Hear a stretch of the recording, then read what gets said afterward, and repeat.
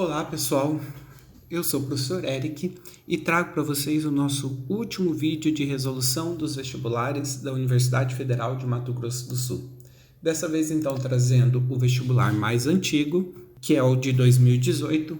Este vestibular que acredito eu tenha sido realizado um pouco às pressas, que até então a única forma de você ingressar na Universidade Federal era pelo Enem, e a partir desse ano eles decidiram dedicar algumas partes das vagas para o vestibular, né? Então foi o primeiro vestibular realizado nesse estilo.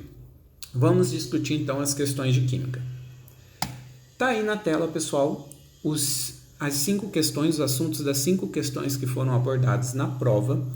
Primeira coisa que já chama bastante a nossa atenção é que das 5 questões, 2 foram anuladas, né? O que é péssimo, ou seja, o conhecimento de Química foi avaliado somente em 3 questões, né?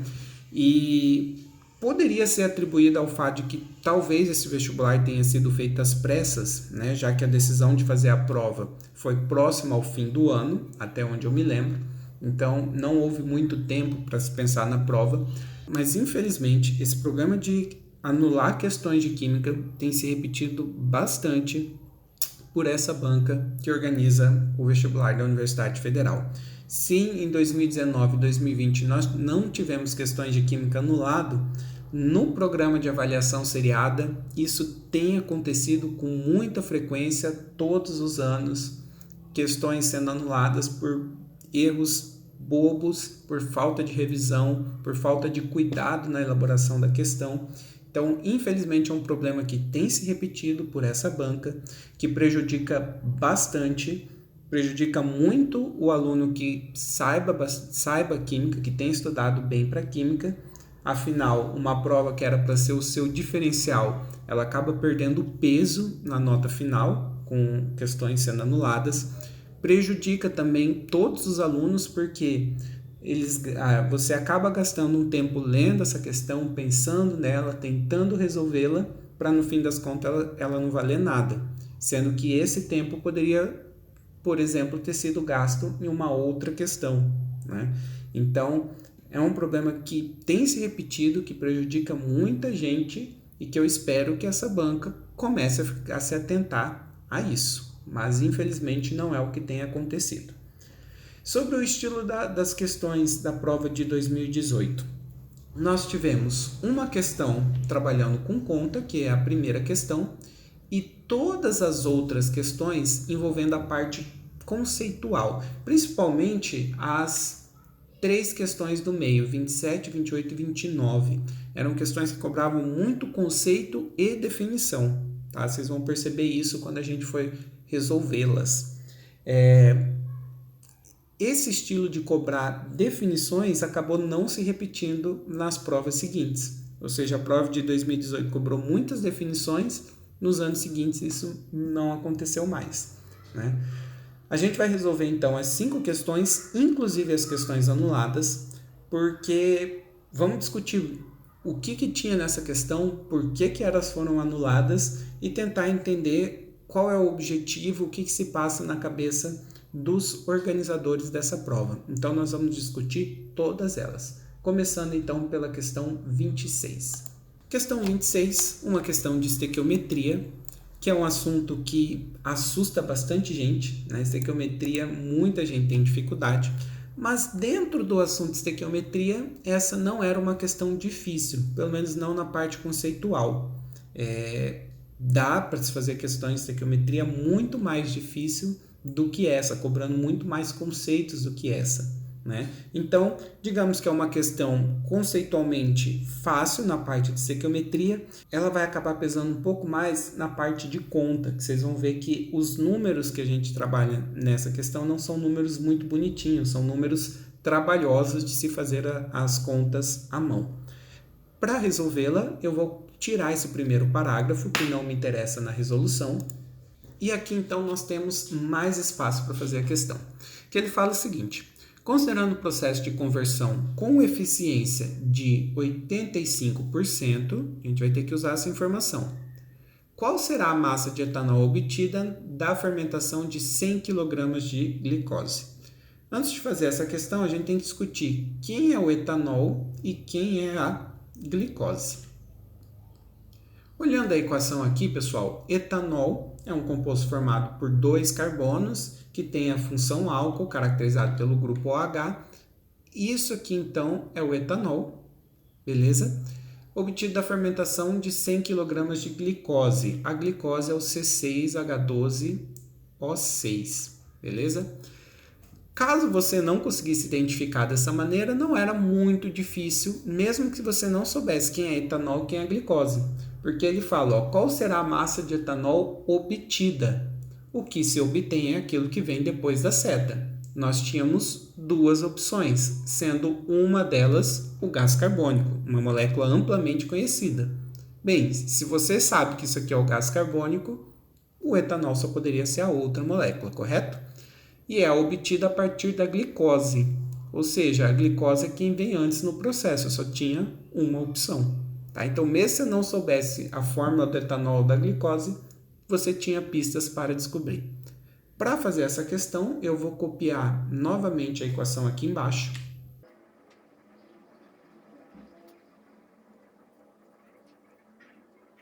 Uma coisa que a gente tem que prestar atenção é que essa questão ela está trabalhando aqui ó, com a massa de glicose. Se ela está trabalhando com a massa, eu vou precisar saber a massa molar das duas coisas envolvidas, do etanol e da glicose. Vamos calcular. Como que a gente calcula a massa do etanol? Que são 6 carbonos, 12 hidrogênios e 6 oxigênios. Cada carbono pesa 12, então nós vamos fazer 6 vezes 12. Cada hidrogênio pesa 1, como são 12 hidrogênios, 12 vezes 1. Cada oxigênio pesa 16, 6 oxigênios, 6 vezes 16. Resolve a conta. Soma tudo. E chegamos então que a massa da glicose é de 180 gramas por mol. Já o etanol nós temos 2 carbonos, 6 hidrogênios, porque 6, ó, tenho 5 aqui, mais um que está acompanhando o O. Então, um total de 6 hidrogênios e 1 oxigênio. Cada carbono pesa 12, 2 vezes 12. Cada hidrogênio pesa 1, 6 vezes 1. E cada oxigênio pesa 16, 1 vezes 16.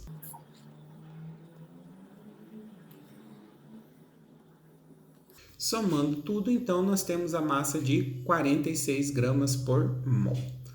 Vamos voltar aqui para a equação, pessoal. Essa equação ela tem uma pista importante, olha só. Olhando aqui na equação, eu vejo que a cada uma molécula de glicose que eu reagir, 2 moléculas de etanol serão formadas. Então, quando não aparece número nenhum, significa que é 1. Então, uma glicose dá origem a 2 etanóis. Isso significa que, se eu pegasse 1 mol de moléculas de glicose, eu formaria 2 mols de moléculas de etanol. Só que o exercício está trabalhando com massa. Bem, 1 mol de molécula de glicose pesa 180 gramas. 2 mols de moléculas de etanol, cada mol pesa 46, a gente descobriu isso. 2 mols a gente teria que fazer 2 vezes 46, ou seja, daria 92 gramas de etanol. O que isso significa, pessoal? A cada 180 gramas de glicose, se eu reagir toda ela, eu formarei 92 gramas de etanol. A partir disso, eu posso começar uma regra de 3, comparando então a massa da glicose com a massa do etanol. O que nós sabemos por essa equação? Que 180 gramas de glicose formariam 92 gramas de etanol. Entretanto, o exercício ele vai fermentar 100 kg de glicose. Quanto de metanol isso resultará? Não posso fazer a regra de 3 da maneira como está aqui, porque nós temos a glicose medida em grama e em quilograma. não podemos usar unidades de medidas diferentes, certo? Então, a gente ou converte os dois para quilograma ou converte os dois para grama, tá? Para converter, basta multiplicar por 1000, então nós faríamos 100 vezes 1000. Só que para a gente não trabalhar com números muito grandes, eu vou fazer o seguinte, eu teria que multiplicar esse 100 por 1000, que daria 100.000. Para facilitar nossa vida em termos de conta, eu vou escrever os 100.000 como 1 vezes 10 elevado à quinta. Tá? Com isso, vai ficar um pouquinho mais fácil de nós fazermos as contas daqui para frente. Agora a gente resolve essa regra de 3. Vou fazer aqui do lado.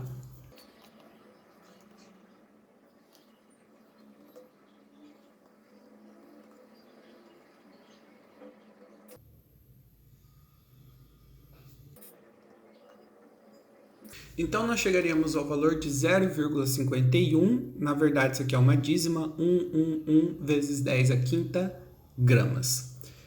Isso, pessoal, se toda a glicose se transformar em etanol. Entretanto, lembre-se que o exercício disse que o rendimento é de 85%. Ou seja, isso que eu calculei seria para um rendimento de 100%. Para calcular um rendimento de 85%, a gente vai calcular 85% disso. Como? A gente pode fazer o número que nós obtemos vezes a forma centesimal de 85, que é 0,85. Então, nós chegaríamos a esse valor.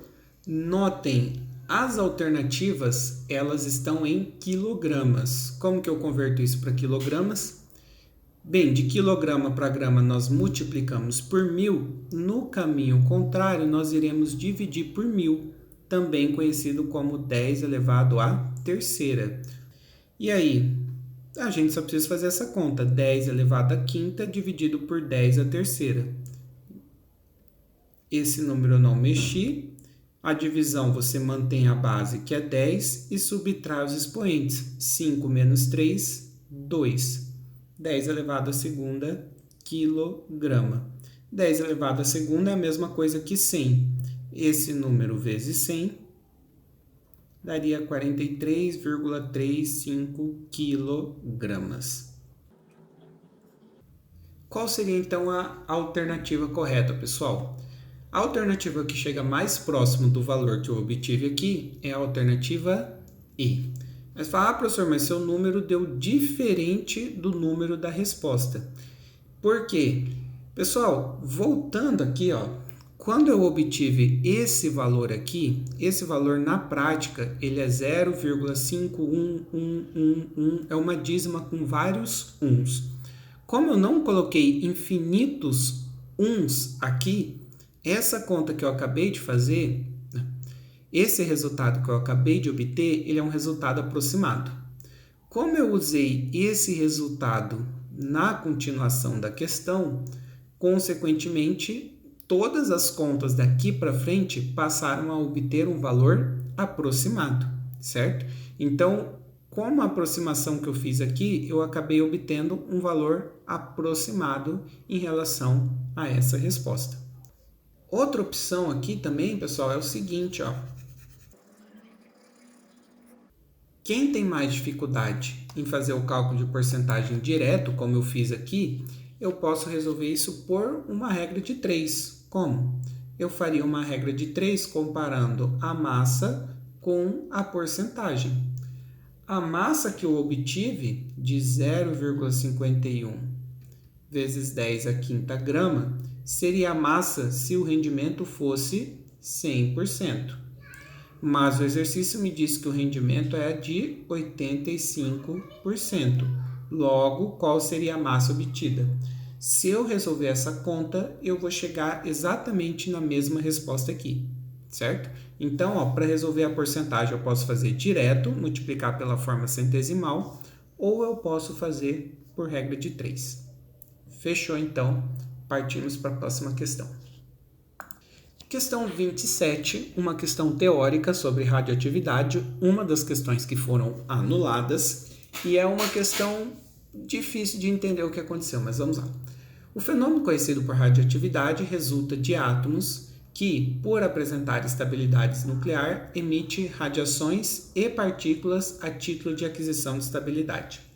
É correto afirmar que, então, a gente quer procurar a alternativa correta. Ele fala então que a radioatividade precisa ser induzida, não existindo casos de ocorrência espontânea na natureza. Errado. Por que está errado, pessoal? A radioatividade, principalmente aquela que a gente estuda no ensino médio, ela é um fenômeno espontâneo. Então, existem átomos na natureza que espontaneamente emitem radiação alfa, ou emite radiação beta, ou emite radiação gama. Tá? Existe a radiação espontânea e existe também aquela que é forçada pelo homem. Né? Mas não quer dizer que a radiação precisa ser induzida. A natureza possui seus elementos radiativos que acontecem naturalmente, espontaneamente. Tá? Então, olha, ele falou que não existem casos, errado. B. Tem o núcleo do átomo formado mais instável do que o núcleo do átomo emissor. Por que um átomo ele emite radiação? Ele emite radiação justamente porque ele está instável. Tá? Ele tem uma configuração ali que não é energeticamente boa para ele. Logo, ele vai emitir uma radiação para buscar ficar mais estável, que é exatamente o contrário do que ele falou na alternativa B. Ele falou que o átomo formado, ou seja, aquilo produzido após a radiação, é mais instável. Errado.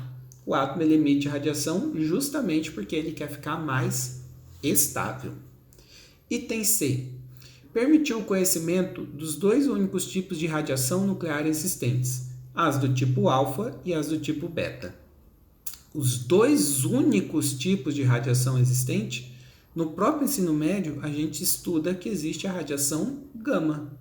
Né? Então, aqui, só pelo que é estudado, a gente sabe que existe mais um tipo de radiação. Na prática, pode até acontecer emissão de nêutrons e outros tipos, mas não existem dois únicos tipos. Logo, a alternativa C está errada. A alternativa D é um fenômeno único e exclusivo do núcleo de átomo. Pessoal, quando aparece essa questão de único e exclusivo na química, eu já fico até com medo. Porque a química, ela tem muitas exceções. Aliás, conhece esse meme aqui, ó? Tá? Então, quando aparece único e exclusivo numa prova de química, você já fica meio desconfiado, você já fica com medo, certo?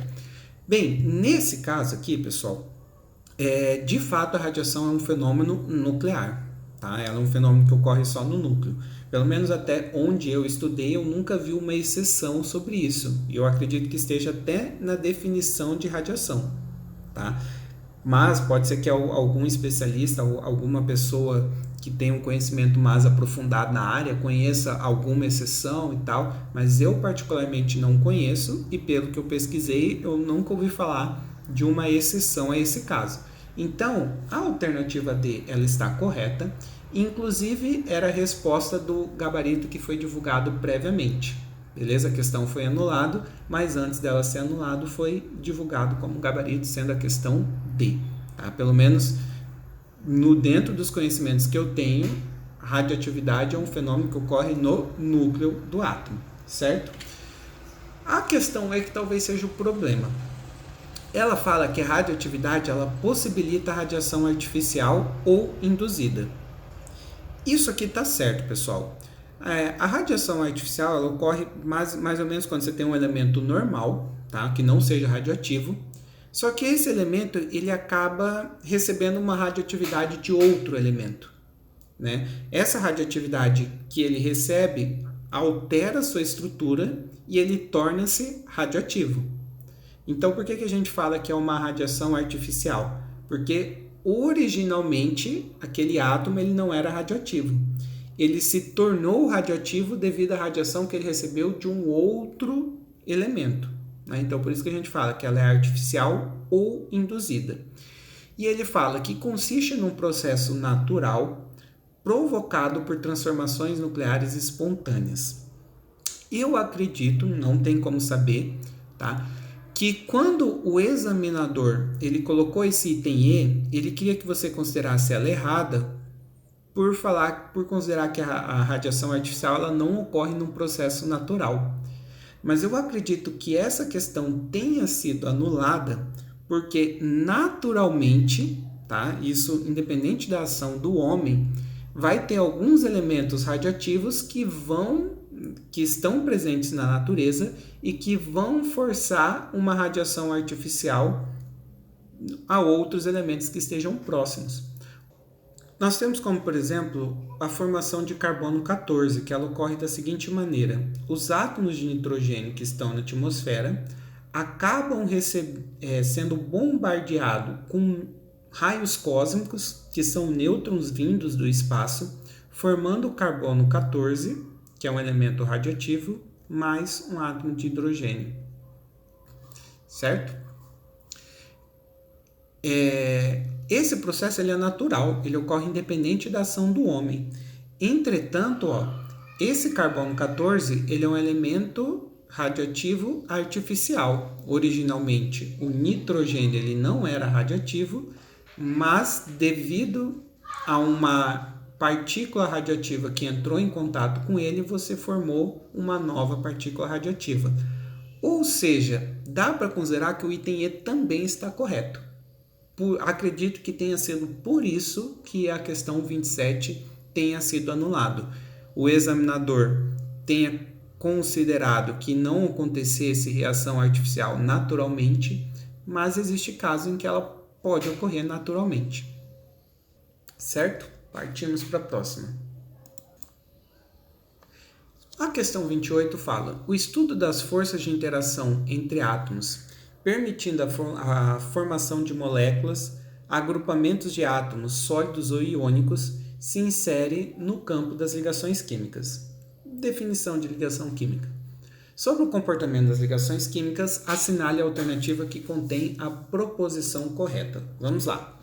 A ligação iônica consiste numa repulsão eletrostática entre íons de cargas opostas. Íons de carga opostas, você teria um cátion, que é um íon positivo, um ânion, que é um íon negativo. Bem, positivo com negativo, eles se atraem, tá? E aqui ele falou que era uma repulsão. Se fosse repulsão, eles não ficariam juntos, você não teria ligação química. Então, a alternativa A está errada. Alternativa B. A ligação covalente constitui um par de elétrons compartilhado entre dois átomos. Até aqui, beleza, certinho. Denomina-se ligação covalente coordenada quando cada um dos elétrons de um par compartilhado provém de átomos diferentes, e ligação covalente normal quando ambos os elétrons do par são provenientes apenas de um dos átomos da ligação. Vamos pensar o seguinte, pessoal. A ligação covalente ela pode ser feita da seguinte maneira. Você tem um átomo qualquer aqui, que eu vou chamar de X, que tem um elétron, e um outro átomo qualquer que eu vou chamar de Y, que também tem um elétron. Se os dois quiserem ganhar elétrons, eles vão simplesmente compartilhar, certo?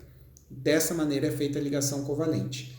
Isso aqui é uma ligação covalente normal, na qual o X entrou com um elétron, o Y entrou com um, e eles compartilharam, então, os dois elétrons.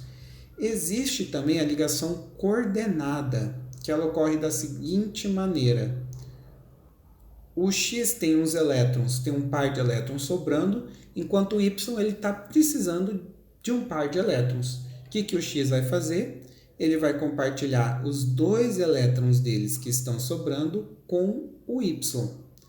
Ou seja, notem que as duas ligações elas é formada por um par de elétrons. A diferença é que na normal você tinha um elétron de cada e na coordenada os dois elétrons vêm de um único átomo. E olha só o que ele fala, que a ligação covalente coordenada é quando cada um dos elétrons provém de átomos diferentes. Errado. Isso aqui que ele descreveu como coordenada é a definição da ligação normal. E aí ele diz que a ligação covalente normal é quando ambos os elétrons são provenientes de apenas um dos átomos. Essa é a definição de coordenada. Ou seja, na alternativa B, as respostas estão invertidas. Logo, está errado a alternativa B. Vamos ver as próximas. Item C. Por meio dos valores da variação de entalpia da reação, é possível predizer a ocorrência ou não de uma reação química. Reações exotérmicas com ΔH negativo são consideradas energeticamente favorecidas, uma vez que durante o curso reacional o sistema altera-se para um estado de menor energia.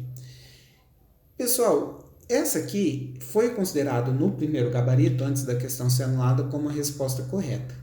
Mas por que ela não está correta? O que está errado nela? Por que essa questão foi anulada? Ele falou que a partir da variação de entalpia é possível predizer a ocorrência ou não de uma reação química. E pessoal, você não consegue dizer se a reação vai acontecer ou não só por saber o ΔH dela. Você não consegue dizer se a reação ela é espontânea ou não só com ΔH. Existe uma grandeza chamada energia livre de Gibbs, o ΔG, que de fato vai medir se a reação é espontânea ou não. Só que para você calcular essa energia livre de Gibbs, você precisa da variação da entropia e do ΔH. Ou seja, o ΔH sozinha, a variação de entalpia sozinha, ela não medir se a reação ocorre ou não. Ou seja, os examinadores fizeram esse item para que ele estivesse correto, mas ele está errado. Então a alternativa C também está errada.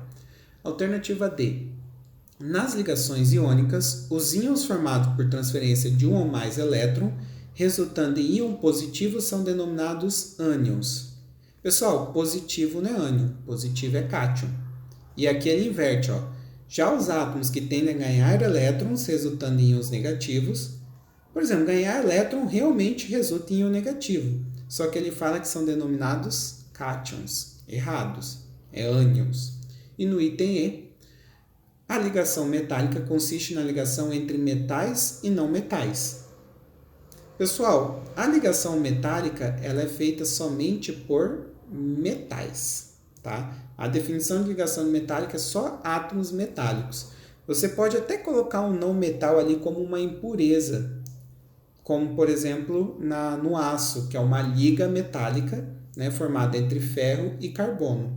Só que o carbono ele se intromete no meio das ligações. A ligação em si ela é feita somente por metais, certo? Então a alternativa E também está errada. Logo, a questão 28 teve que ser anulada porque todos os itens estão errados. Questão 29. A cinética química dedica-se ao estudo da velocidade de uma reação química e os fatores que a influenciam. Ter conhecimento sobre esses fatores possibilita o controle da formação de produtos, uma vez que em determinados casos faz-se necessário que uma reação ocorra mais rapidamente ou mais lentamente. Sobre os fatores que influenciam a cinética de reação, é correto afirmar que... Então, ele contou a historinha da parte cinética, que justamente estuda se uma reação vai ser rápida, se vai ser lenta, se vai demorar para acabar, se vai acontecer de maneira rápida. E tem algumas maneiras que você pode influenciar isso, deixando a reação mais rápida ou mais lenta. Item A. Ao aumentar a temperatura de um sistema, aumenta-se a energia das moléculas dos reagentes. Até aqui está correto, tá? Aumentar a temperatura significa fazer com que as moléculas vibrem, se agitem mais. Beleza, então você está dando energia para as moléculas vibrarem. E, consequentemente, o número de colisões efetivas. Se as moléculas estão mais agitadas, elas vão se colidir mais vezes e você vai ter uma maior chance de ter uma colisão efetiva. Então, até esse ponto está ok. Assim, quanto maior a temperatura do sistema reacional, maior a velocidade da reação, perfeito. Resposta alternativa A. Vamos ver o que está errado nas outras. B. A chamada lei da ação das massas postula que, num certo instante, numa determinada temperatura, a velocidade de uma reação é inversamente proporcional ao produto das concentrações molares dos reagentes. Vai falar, caraca, que item difícil. Mas não é difícil não, pessoal. Se você não lembra exatamente o que é a lei das ações de massa, que é aquela lei que você tem velocidade é uma constante vezes a concentração dos reagentes, nananã. Se você lembra disso, só pensa o seguinte, ó, a velocidade da reação é inversamente proporcional ao produto das concentrações molares. Inversamente proporcional seria, por exemplo, se eu aumentar a concentração, eu vou diminuir a velocidade. E a resposta é não, tá? O padrão é quanto maior a concentração de reagente, quanto mais reagente eu tiver, mais rápida vai ser a reação. Então, elas normalmente são grandezas diretamente proporcionais. Se uma aumenta, a outra também. Item C. Para que uma reação ocorra, é necessário que as moléculas do reagente colidam de modo efetivo. Certinho, tá? Para ter uma reação química, você precisa ter colisões entre as moléculas. A superfície de contato dos reagentes não influi na probabilidade de ocorrência de choques efetivos? Pessoal, superfície de contato é uma das maneiras de se acelerar a reação. Falar que a superfície não influi, morreu aqui, ó. Nem vou terminar de ler. Item D. Alterações de pressão no sistema reacional, independente do estado físico dos reagentes, sejam eles sólidos, líquidos ou gases, não exerce influência na velocidade da reação? Não exerce influência? Normalmente a gente não estuda a influência da pressão na velocidade da reação, tá? Mas ela influencia, principalmente se nós estamos falando de gases, tá? O que significa aumentar a pressão? Significa que esses gases eles vão se chocar mais vezes e com mais força nas paredes dos recipientes. E também vão se chocar mais vezes e com mais força entre eles mesmos. Consequentemente, a reação ela vai se tornar mais rápida. Você não pode falar que não exerce influência. Então está errado item D. Item E. Catalisadores são substâncias capazes de acelerar a velocidade das reações químicas. Até essa vírgula, perfeito. Porém, são totalmente consumidos durante a reação. Essa frase está errada, tá? Catalisador é uma substância que ela participa da reação, acelera a reação, mas ao final do processo ele é regenerado, ele não é consumido, tá? Então, quando a reação termina, o catalisador ele vai ter que estar lá, ele não foi consumido. Então, ó, essa frase está errada, logo a alternativa E está errada, confirma que nossa resposta era a alternativa A. Questão 30. Pessoal, antes de fazer a questão em si, vamos ver qual é a pergunta. Ele fala, o gás emitido por esse setor da economia que tem maior impacto no efeito estufa é... Então, ó, ele fala aqui ó, sobre um setor da economia. Eu preciso saber que setor é esse. Eu vou procurar no texto que diz... Parte expressiva da liberação de carbono na atmosfera fica bem longe da fumaça liberada por usinas ou carros. Um novo estudo do Chatham House, o Real Instituto de Relações Internacionais do Reino Unido, indica que cerca de 15% dos poluentes que levam ao aquecimento global são provenientes da pecuária. Então, esse setor da economia que ele se refere é a pecuária. E ele quer saber qual é o gás que a pecuária emite que tem impacto no efeito estufa. E aqui a gente tem que tomar um cuidado. O principal causador do efeito estufa é o gás carbônico. Tá? Ele é o principal responsável por efeito estufa, sendo um gás liberado aí na queima de combustíveis fósseis que estão presentes no carro, em usinas, indústrias e etc. Entretanto, quando a gente fala de pecuária, o problema da pecuária não é o gás carbônico. O problema da pecuária é o gás metano, o CH4, certo? O que acontece, pessoal? O gás metano ele é um gás que retém mais calor do que o gás carbônico. Tá? Então, ele causa o efeito estufa, inclusive ele tem um poder maior do que o gás carbônico de causar o efeito estufa. E ele é uma substância produzida, por exemplo, na decomposição de matéria orgânica, principalmente de fezes, mas ele também é produzido no processo de ruminância do gado. Tá? Então, aquele processo eles estudam na biologia, do animal comer a planta, passar para o estômago, voltar para ser digerido por bactérias e tudo mais, produz gás carbônico, gás metano. Esse gás é liberado na atmosfera e contribui para o efeito estufa. Tá? Muitas vezes o pessoal fala que o peido da vaca contribui para o efeito estufa. De fato, o peido da vaca e de outros animais tem gás metano, tá? Mas a maior parte que é liberado não é exatamente do peido, mas sim do processo de ruminância do animal, certo? Então, resposta alternativa B.